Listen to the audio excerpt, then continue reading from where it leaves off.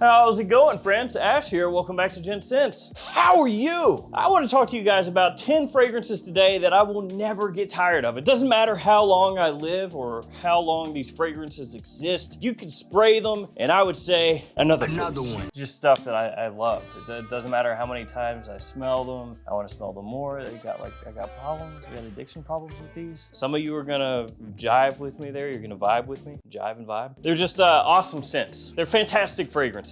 I don't care what anybody says. I'll wear these until the end of time. We got some designers, got some niche in here. Some of them that you're gonna know right away that I've talked about in the past. Other ones not as much. I have them all linked in the description below. And also look, here's codes. Do you see that? That's magic. If you're looking for those niche hookups, you wanna check out Twisted Lily, Lucky Scent, Max Aroma. If you're looking for clone fragrances, you're gonna wanna check out Triple Traitors. All right, let's go ahead and do it. Let's jump into these, and it's no particular order. So the first fragrance that I feature here is not like number 10, the one that I like the most, the least. Yeah. And then number 1 is not the most. I'm gonna start with Terre d'Hermes Eau Givre from Hermes. And this fragrance, in case you're unaware, is the scent that won Fragrance of the Year from the Fragrance Foundation Awards this year. And it beat my fragrance. Yeah. Terra Nova, not to be confused with Terre d'Hermes. That one is a fragrance that I creatively directed right here. And it was up for Fragrance of the Year. It defeated, I think 95 other fragrances to make it to the finals, but ultimately got dunked on by Eau Givre. By the way, shameless self-promotion, Terra Nova and all my fragrances available in every every fragrance outlet store in the US, and also available online. Links in the description. But I'm not at all salty. This stuff, it's awesome. I love Eau Givre, and if I was gonna lose to a fragrance, I'd wanna lose to this one, and I did. So that actually makes me kind of happy. I love the opening. It's just this really fresh, brisk citron, and it's this great mix where you get kind of a little bit of rindiness to it, so you get a bit of a natural feeling, but then it's not overdone, so it's still really wearable and it's not off-putting. Because there are some fragrances like Light Blue Forever, which I also love, that have a very rindy opening, and it's maybe a little too far down that path for some people. It just doesn't work for them, but this one reins it in. Really classy as well, easy to wear in just about any situation in spring and summer. I think it's a great release. And this one I will wear anytime. Yeah, love it.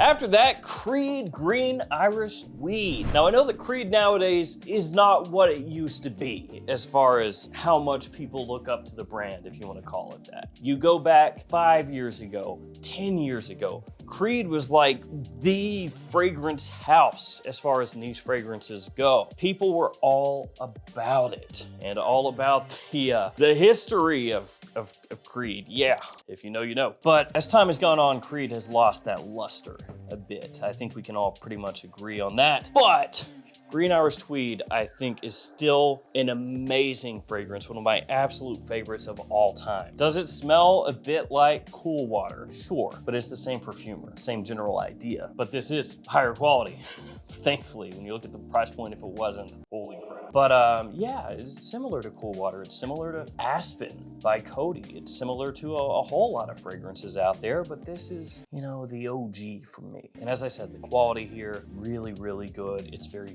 fresh, it's green, it's clean, it's classy, sophisticated. This is one of my go-to spring fragrances, pretty much always has been ever since I could afford a bottle anyway. And back in the day when I could not afford a bottle of Green Irish Tweed, what I used to do was get carded samples, try to get as many as I could get, and dump them into a decant bottle. So I had like probably, you know, a 30 ml decant made up of, I don't know, 15 different batches of Green Irish Tweed or something, and I would wear that. This was back before I even knew about the fragrance community, back before I knew about buying decants from people. I just made my own. So, I mean, that was a while ago. But it goes to show Green Irish Tweed has always been in my rotation, even when I couldn't afford a bottle itself. Love it. Follow that one up with Y Eau de Parfum. Yeah, I know, it's a blue fragrance, and yeah, it's the blue fragrance that a lot of people say is too sweet, too cloying, too this, too that. But for me, Y Eau de Parfum has always been just like a master class in and versatility. I do wear this during the summer. I don't wear as much as during the winter in terms of sprays, but I do pull it off during the summer. People have always complimented me on this one. Has a really good longevity, good projection. It's pretty much everything I would want in a blue fragrance. Yeah, it's just really appealing. I like the apple, I like the amberwood, I like it all, okay? I still like Sauvage a whole bunch. I still like Bleu de Chanel a whole bunch as far as what those fragrances are made to do and how they do it. I think they're fantastic at that. But for me, if I was gonna pick just one, probably would be Eau de Parfum. I know it's like a little bit of sacrilege, and I think that Bleu de Chanel is classier smelling. I think that it's more elegant smelling, but I have always had such good luck with this one that I just kind of still roll with it. Next one is one that I haven't talked about that much, but this is another fragrance that I had a decant of years and years ago, and I wore it a bunch, and finally picked up a bottle. My wife loves the fragrance as well, so that makes it easy on me. It is Orange Sanguine from Atelier Cologne. So back in the day, years and years ago, I wanted to get some of the nicer citrus fragrances. Basically fragrances that were almost completely based around citrus, that were more natural smelling, a little higher quality. And at the time that I was looking all of this up, Orange Sanguine was a fragrance that popped up over and over. People would be like, oh, you gotta get this one. If you like orange, you gotta check this out. And I wanted it, but at the time, again, not a whole lot of money. And so I managed to get myself a little 30 ml decant bottle of the stuff and gave it some wear and really did love it. Now, with Orange Sanguine, it's a fragrance that's not super complex. It's not a fragrance that, if you've smelled a whole bunch of things, is necessarily gonna set your head on fire. And I mean that in a positive way. But if you're looking for something that's just gonna put you in a good mood, that has a very nice, smooth citrus opening with kind of a softness to it, then you should enjoy this. And look at that on the back, 91% of ingredients of natural origin. Nice, I guess. I know somebody read that and was like, whoa, 91%, dude.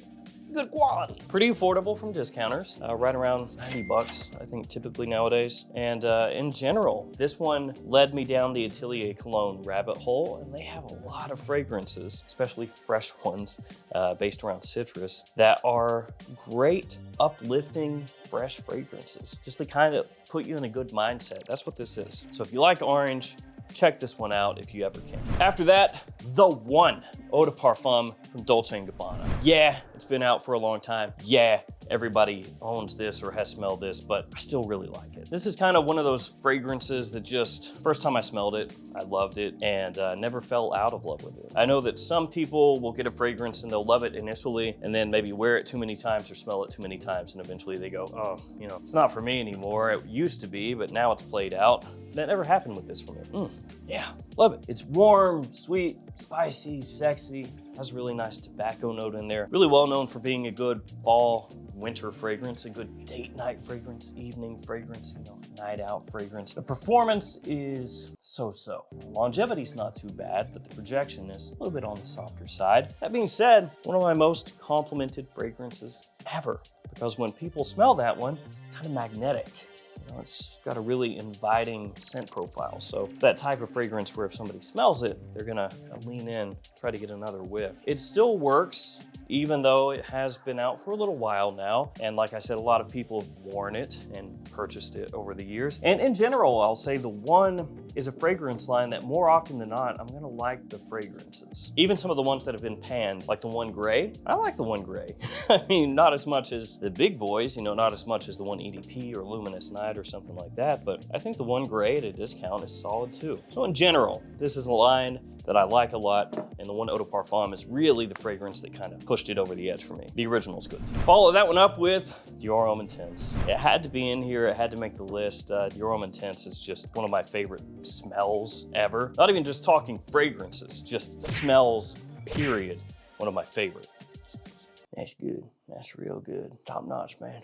That's good stuff. Could use a little bit more of that. Yeah, the iris in here, the pinnacle of designer iris for me. It's, a little makeup-y, lipsticky, creamy, whatever you want to call it, but perfect balance of sweetness, and classiness, and has this like edge of sex appeal to it. Kind of a light, chocolatey undertone in there as well. Man, it's just top-notch stuff. It is that kind of fragrance, that kind of scent profile that's gonna have to grow on a lot of people, especially if you're just getting into fragrances and your whole world of fragrances is, Eau de Parfum and Bleu de Chanel. an Acqua di Gio. No offense to those, obviously I like them, but if that's the entirety of like what you've worn and what you expect a men's fragrance to be, then when you smell this for the first time, you might just be like, dude, this is feminine, this is crap, like when am I gonna wear this? But as time goes on, it really shines more and more as just this like pinnacle of men's fragrance, at least for me. Amazing performance, super classy, perfect for fall and winter. I love this stuff.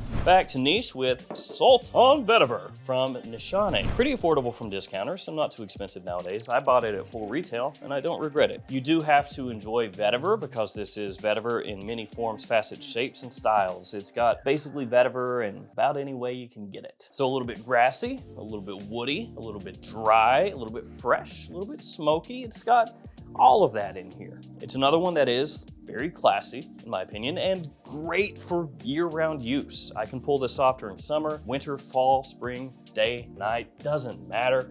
Casually, business, formal, date, whatever, it can do it. I also think it's a pretty good stepping stone into vetiver fragrances. Some vetiver scents are a little bit too unbalanced one way or the other, right? They'll be too dry, too grassy, or too earthy, or too smoky, or too dark, whatever. This one gives you, like I said, a full spectrum, but with everything balanced out. So I love this one, and it's one that I'll always have. Let's go back to Iris Reserve Privé from Givenchy in the Gentleman line. This one is one of the newer releases of everything here, other than the Terre d'Hermes, but it's one that I can tell I'm not gonna get tired of. Now, this one is not quite as lipsticky, makeupy as Dior Intense.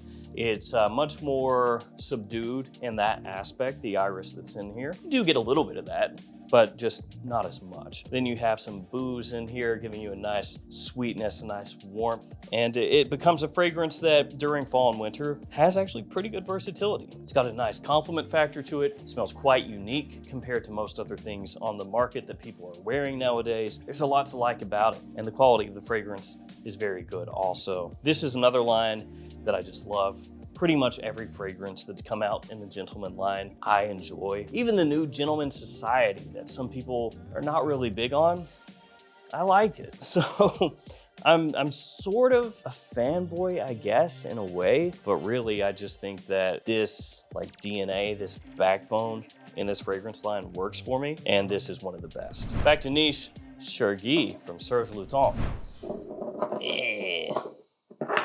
Now this at one point was a hype beast. It was a fragrance that everybody wanted, everybody had to have as far as niche fragrances goes. That was a bit back in the day before the fragrance community was what it is now. But for a time, this was a scent that everybody wanted, and for good reason. It's a really unique tobacco fragrance. It's got a hay note in there. It's quite prominent. It's not your standard tobacco. So this is not your, sweet pipe leaf honey tobacco kind of vibe. That's not to say that there's no sweetness from honey in here, because honey is actually a note in the fragrance. It's just, it's not that like pure Havana style, that Naxos style, right? Whereas those ones almost drip with sweetness to an extent.